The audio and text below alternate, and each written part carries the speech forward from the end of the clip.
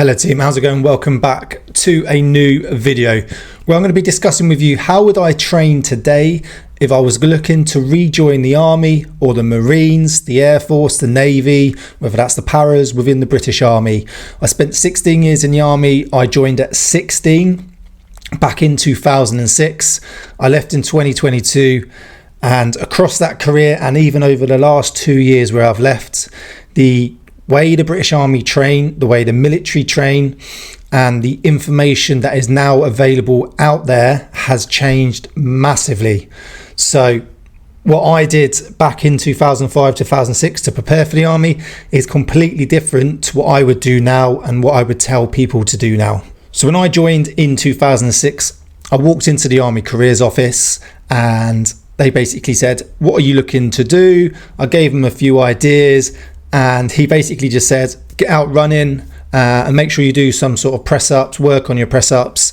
And that was pretty much it. There was no Instagram with loads of information on. YouTube was only just up and coming, I think. I don't even think it was out yet. So there's no videos on YouTube. Social media was very, very small. You had things like MSN and MySpace, and that was about it. So I would go out running. I didn't really know how long to go running for. I didn't know how fast I had to run, the different types of runs. So training was very, very poor. And I actually entered the Army at quite a low level of fitness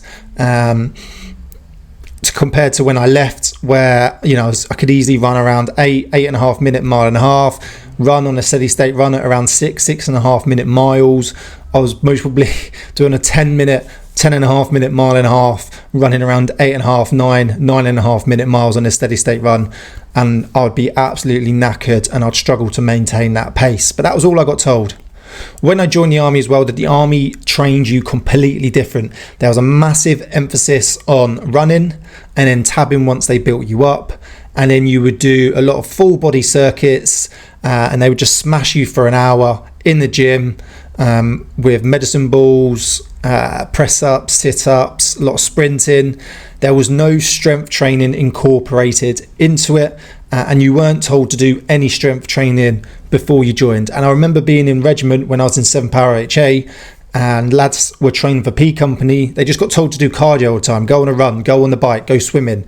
If they caught you doing strength training before you'd pass P Company, you got told to stop and jump on a bike or go running. They didn't want you to do strength training because they thought it was detrimental to your training. Okay, they thought it would actually make you worse and you'd struggle to pass P Company, when now we know that's not true, and strength training should be a big part of your training. You should be incorporating good old cardio training, building that aerobic fitness. You should have body weight training, and you should have strength training using barbells, free weights, dumbbells, kettlebells, all into a program ready to prepare you to join the military. One way you could do it, if you can afford it, is get yourself a coach. There's many coaches out there, all at different price ranges with slightly different knowledge. Some are better than others, some are totally crap.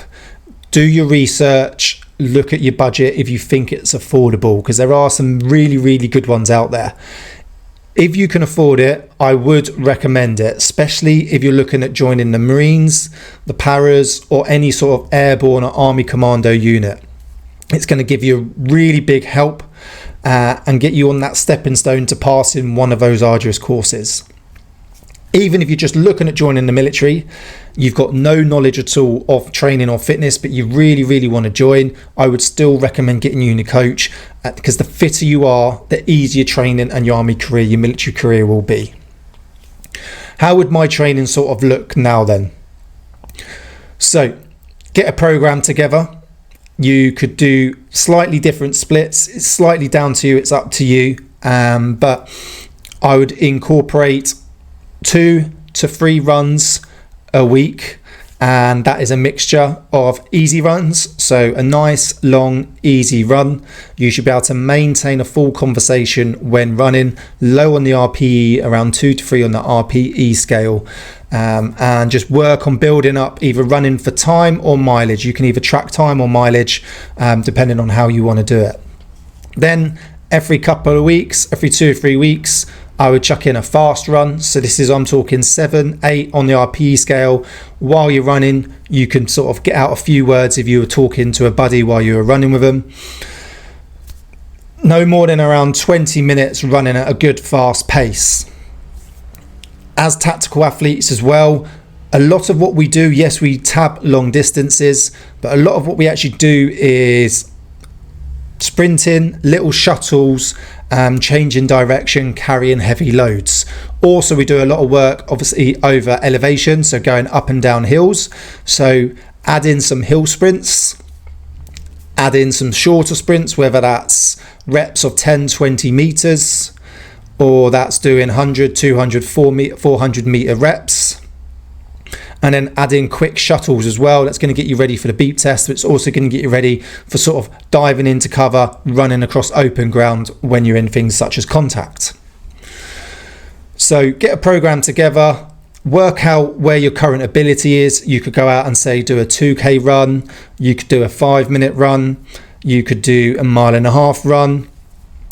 You could do the beep test. We no longer do the 1.5 miles, so I'd say do a 5-minute run, a 2K run, do a beep test as an assessment, see where you're currently at, and then you can work out and calculate how fast and how far you should be running on those runs, and incorporate, like I said, 2 to 3 runs a week, maybe some weeks only 1. There's no reason to tab just yet.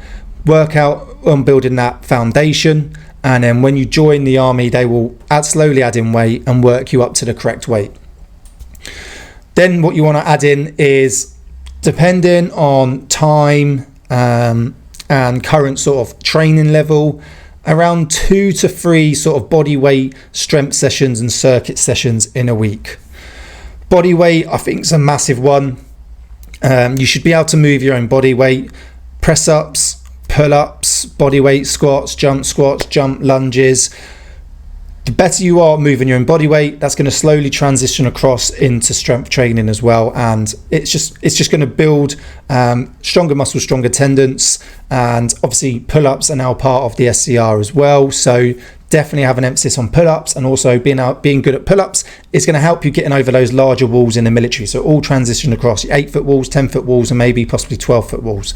So make sure you incorporate pull-ups and body weight training. Strength training, then you want to add in back squats, front squats, deadlifts, trap bar deadlifts, thrusters, upright rows, bit of bench press, kettlebell swings, add in some unilateral work, so single leg work, so Bulgarian split squats, rear lunges, front lunges. You could do weighted rear lunges, weighted front lunges, but get some sort of program together. It hasn't got to be different every week, so you don't have to train for the next 12 weeks and every week you have a different workout, a different routine. It doesn't need to be like that. You could build like a 3-week block, a 4-week block, and then you can just repeat that. So week 1, week 2, week 3, week 4, work your way through that program. Once you complete week 4, go back to week 1. You could turn that into a 5-week block. Once again, if you can afford a coach, get a coach. But gone are the days of just running, burning yourself out, getting the possibility of shin splints because you know you're imbalanced in your muscles and your legs. So incorporate a good amount of running. You can get some cycling in there as well. Swimming's a big one, so that's your cardio, that's your aerobic fitness. Like I said, hill sprints, shuttles, get on a track, 100, 200, 300, 400 meter sprints. And then make sure you do incorporate some sort of strength training and body weight training, because it's going to help you transition across into military life, and that's what you're going to be doing when you enter military life. Once you've got your program as well and you're working your way through it, make sure you assess yourself regularly just to see if you need to change the distance you're running, the time you're running at, the speed you're running at, the weight you're lifting is correct.